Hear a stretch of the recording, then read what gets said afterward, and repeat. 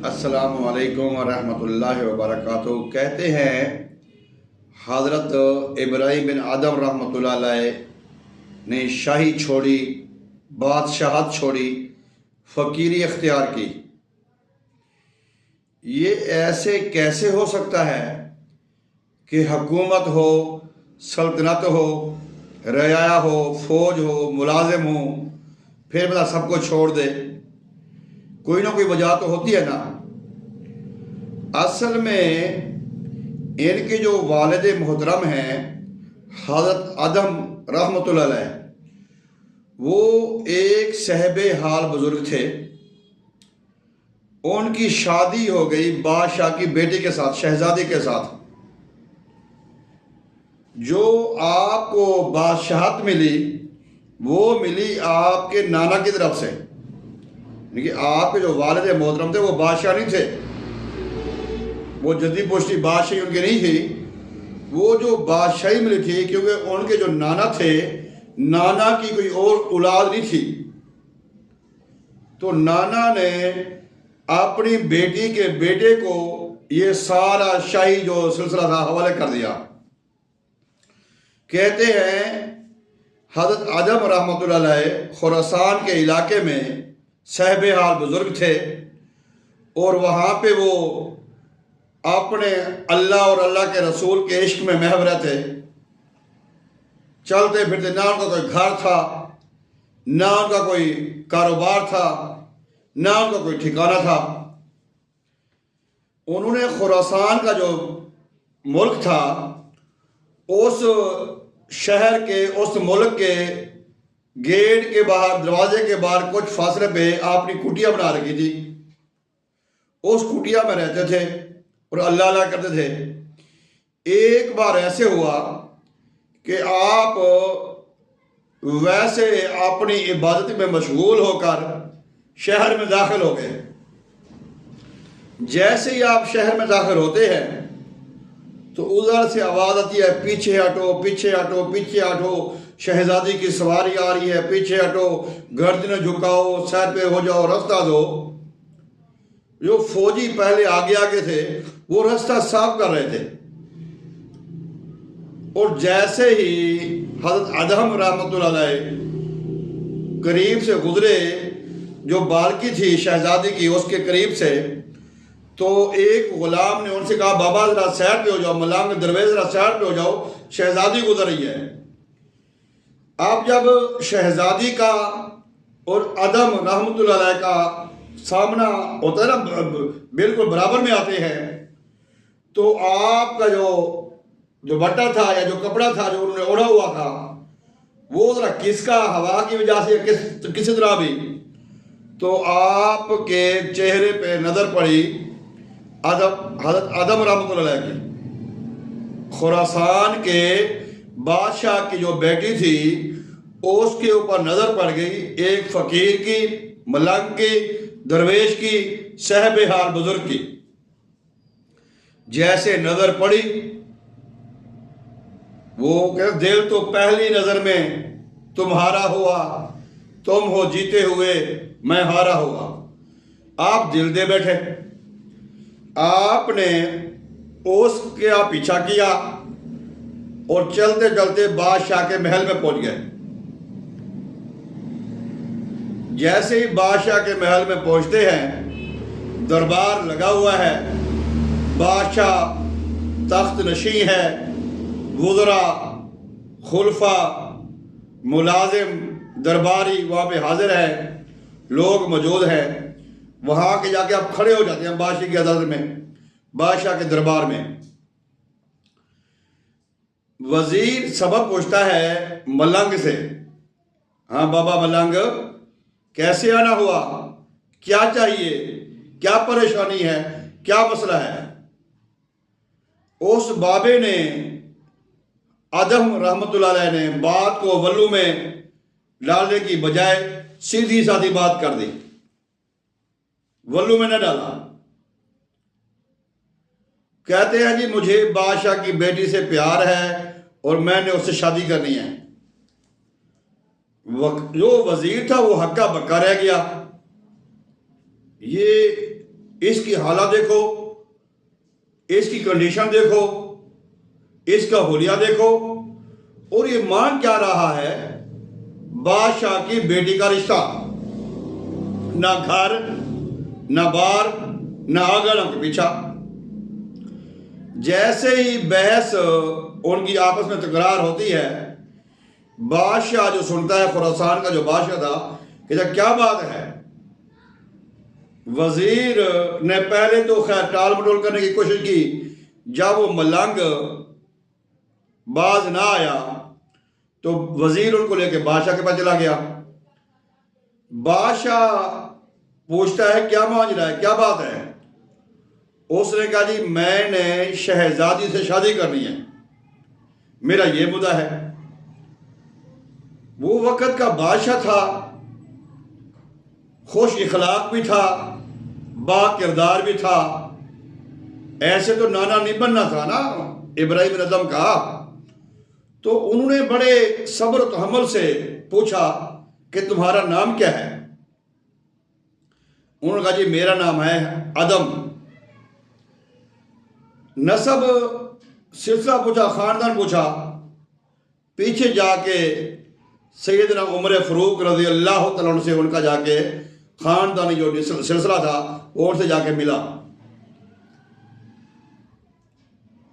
बादशाह खामोश था, सोच में पड़ गया। वजीर कहता है बादशाह साहब आप परेशान ना हो, ये मामला मैं हैंडल करता हूं। अब वजीर ने हज़रत आदम रहमतुल्लाह अलैह से कहा कि अगर आपने शहजादी से शादी करनी है तो एक शर्त है। अब उनके पास था एक हीरा या एक लाल था, हीरा था, अब जो कि उस शाही महल में एक ही था। उस जैसा हीरा लाल पूरी सल्तनत में नहीं मिलता उनको। एक बड़ा कीमती जो महल में था। वजीर ने कहा अगर आप इस तरह का एक और हीरा लेके आ जाए, मोती लाल लेके आ जाए, फिर हम आपकी बात पे गौर करेंगे।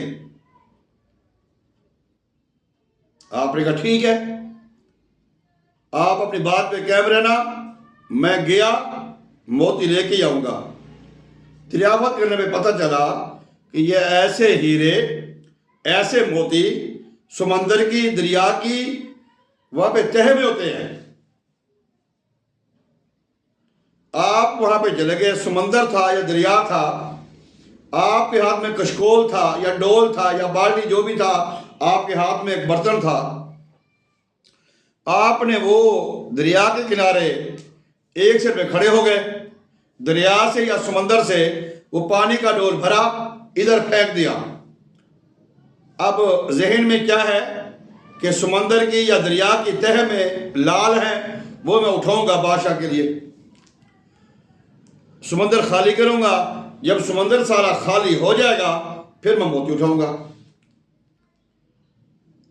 वो इसे कहते हैं अज़म बिल जज़म, कि मैंने यह काम करना है। सुबह से लेके आप वो बाल्टियां भर भर के, डोल भर भर के, कशकोल भर भर के पानी के बाहर फेंक रहे हैं। दरिया को, समुद्र को क्या फर्क पड़ना था? वो तो, उसको तो एक जरा बराबर फर्क न पड़ा, वो तो जो का तू था। सैयदना खिज़र अलैहिस्सलाम तशरीफ लेके आए या कोई और फरिश्ता आया, आके कहते हैं भाई तुम क्या कर रहे हो? उन्होंने फरमाया कि भाई मैं ना समंदर खाली करने लगा हूं, समंदर को खाली करूंगा। उन्होंने कहा क्यों भाई? उनका समंदर की या दरिया की तह में एक लाल है, हीरे हैं, मोती हैं, वो मैंने उठाने हैं, मुझे चाहिए, उसकी जरूरत है मुझे।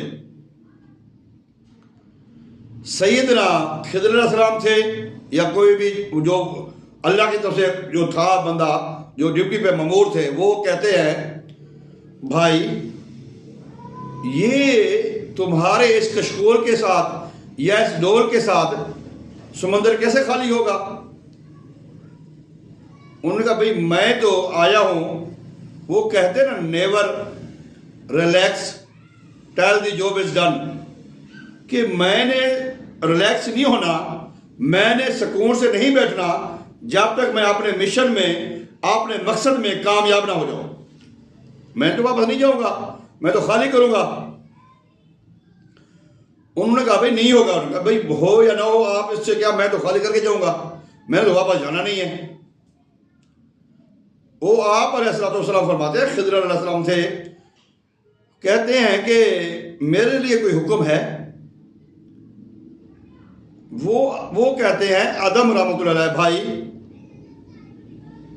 या जो भी ड्यूटी पे थे, जो अल्लाह की तरफ से आए थे, भाई तू जितनी देर में मुझसे बातें में लगा हुआ है, मुझे बातों में लगवाया हुआ है, मेरा ख्याल, मेरा जहन तेरी तरफ मुतवज्जा है, इतनी देर में मैं 2 4 10 डोल और बाहर फेंक देता, कुछ ना कुछ मेरा काम हो जाता।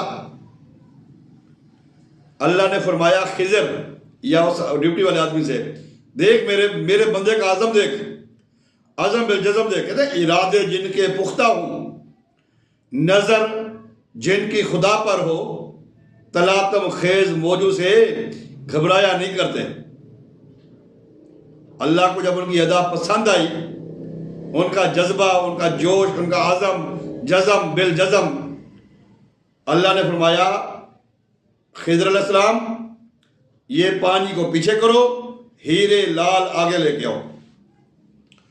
वो जो एक हीरे की तलाश में आए थे, वो पांड गजड़ी बांध कर गए।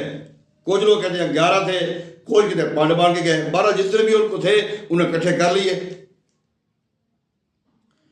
उनको बादशाह के महल में इस हीरे की अहमियत है, वैल्यू कदर है, लेकिन इनके नजदीक कदर नहीं है, इनके नजदीक वैल्यू नहीं है कि भाई महंगा है, कीमती है, मेरी जिंदगी बन जाएगी, ये होगा वो होगा ना। इनके लिए जो जरूरी है वो तो शहजादी है। जब अगली सुबह बादशाह के महल में पहुंचते हैं, हज़रत आदम रहमतुल्लाह अलैह उसी समय दरबार लगा हुआ है, आपने वो गुदरी से निकाले 10 11 12 से या जितने भी थे, वो लो जी ये हीरे ले आया हूं।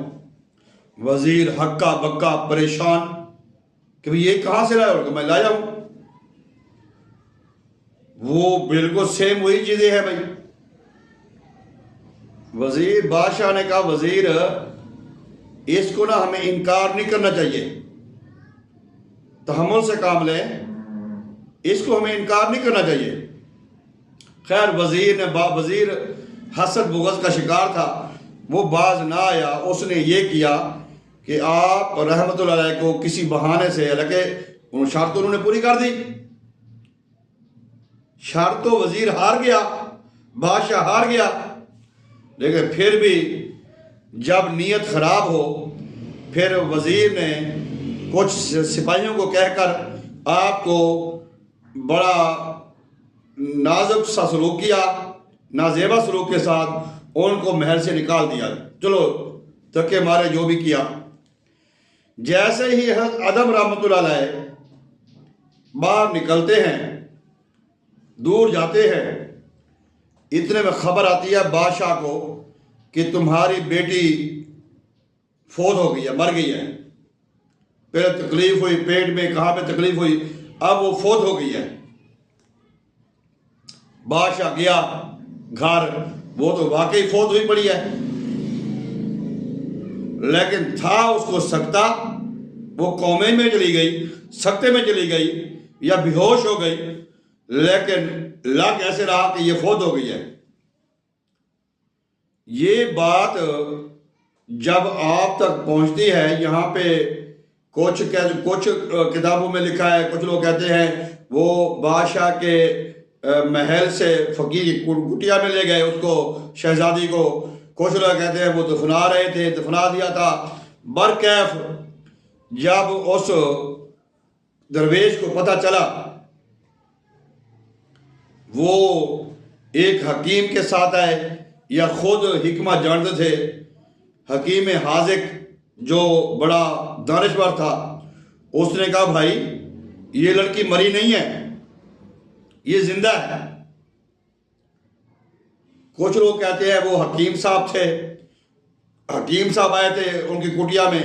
कुछ लोग कहते हैं जी खुद उन्होंने हकीम हाजिक भी थे, वो जानते थे वल्लाह मेरे सवाब बरकैफ हुआ ऐसे। वो जो हकीम साहब ने कोई निश्चर मंगवाया, जैसे आज के हम कपिंग थेरापी करते हैं, तो उन्होंने निश्चर के साथ ब्लेड के साथ किसी जगह से खून निकाला। जैसे जिस्म से खून निकला, खून की रवानी बहाल हुई, शहजादी उठ के बैठ गई। बादशाह ने जब ये मामला देखा कि यार मेरे पास तो सिर्फ एक ही दौलत थी, मेरी शादियां हैं, मेरी औलाद किसी बीवी में नहीं है, यही एक मेरी बीवी है, बीवी में से औलाद है, यही शहजादी है, मेरी तो कोई और मेरी कोई है नहीं।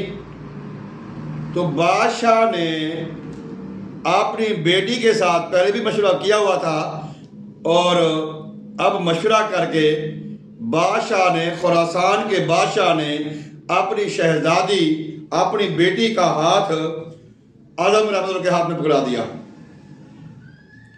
अब गौर करने वाली बात है कि बादशाह के महल से शहजादी का रिश्ता एक उस बंदे के साथ हुआ जिसका ना घर है, ना कारोबार है, ना देश है, ना वतन है।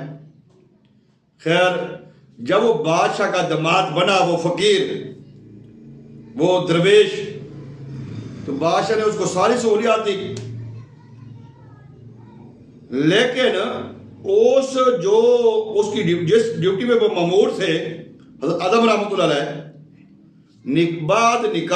निकाह के बाद अज़वाजी जिंदगी में मुंसलिक हो गए, लेकिन उस ड्यूटी में फर्क ना ले दिया। वो कैफियत, वो लज़्ज़त जो आप अल्लाह की और अल्लाह के हबीब की मोहब्बत में थे, उसमें तब्दीली ना आई। अल्लाह तबारक व तआला ने उनको एक हीरे जैसा लाल दिया, एक बेटा दिया, रहमत से नवाजा, नेमत से नवाजा, जिसका नाम आपने रखा इब्राहिम। ये इब्राहिम बिन आदम के बेटे इब्राहिम हैं। ये उनकी कहानी है उनके वालिद की। उनके वालिद ने शहजादी से शादी की, शहजादी के शिकम से, शहजादी के पेट से ये हीरा पैदा हुआ। अल्लाह तबारक व तआला ने हमें ये दिखाया कि मर्द जैसा हो, अगर औरत जैसी भी हो, मर्द अपने जैसा मर्द पैदा कर सकता है औरत में से। फिर दुनिया ने देखा कि वो बंदा, अल्लाह ने उसको कैसे इज्जतों से नवाजा। शाही तो वो शाही ताज तो उनके पास पहले शुरू से था, नाना की तरफ से। फिर बिल आखिर वो कहते ना कि ले आई फिर कहां पर किस्मत हमें कहां से, ये तो वही जगह है गुजरे थे हम जहां से। इनके जिस सफर से उनके वालिद मोहतरम ने सफर का आगाज किया था, दरवेशी, फकीरी, जंगल बियाबानों में रहना, उसी तर्ज पर आपने बिल आखिर हुकूमतें की, तख्त व ताज भी संभाले, महलों में भी रहे। बिल आखिर आप 40 शहजादों की हुकूमत छोड़कर आप महल को खैरबाद कहकर रिजाइन देकर उसी सफर पे गामजन हो गए। ये सफर से उनके वालिद मोहतरम आए थे। यहां पे हमें बेशुमार दर्स मिलते हैं, बेशुमार हमें यहां से मिलते हैं कि बीवी को हासिल करने के लिए कोशिश करनी चाहिए अल्लाह की रज़ा के लिए। अल्लाह की मोहब्बत के ऊपर कोई मोहब्बत गालिब ना आए, आने भी नहीं चाहिए। फिर अल्लाह तबारक व तआला इस तरह नस्ल दर नस्ल ऐसे दरवेश फ़कीर वली पैदा करता है। इस तरह की और भी कहानियां हैं तारीख़ की किताबों में। इसी ख़ानदान की कहानियां हैं, आदम रहमतुल्लाह की कहानियां हैं। कुछ लोग कहते हैं जी वो मर गई, कब्र में चली गई, कब्र से निकाला गया। बरकैफ आप फ़कीर थे, शहज़ादी थी, दोनों के मिलने से इब्राहिम बिन आदम रहमतुल्लाह अलैह आपकी विलादत बासादत होती है। तरबियत वही थी, किरदार वही था, फिर वहीं पे आ गए। अल्लाह तबारक तआला से दुआ है अल्लाह ताला हम सब को भी ऐसी ज़िंदगी अता फरमाए जिसको पढ़कर सुनकर आने वाली नस्लें, आने वाले लोग रहनुमाई भी हासिल करें और कहें कि वाकई बंदा आया और ज़िंदगी गुजार के गया है। हज़ारों बंदे आते हैं, हज़ारों बंदे चले जाते हैं, लेकिन अल्लाह के बरगज़िदा बंदे मर्द कभी कभी और कहीं की पैदा होते हैं। जिगर जब चाक हो शब का तो होती है सहर पैदा, सदब की रूह खिंच जाए तो होता है गुअर पैदा। अबे क्या तुझे मालूम भी है सदियों के तफक्कर से कलेजा फूंक कर करती है फितरत एक बशर पैदा। अस्सलामु अलैकुम व रहमतुल्लाहि व बरकातहू।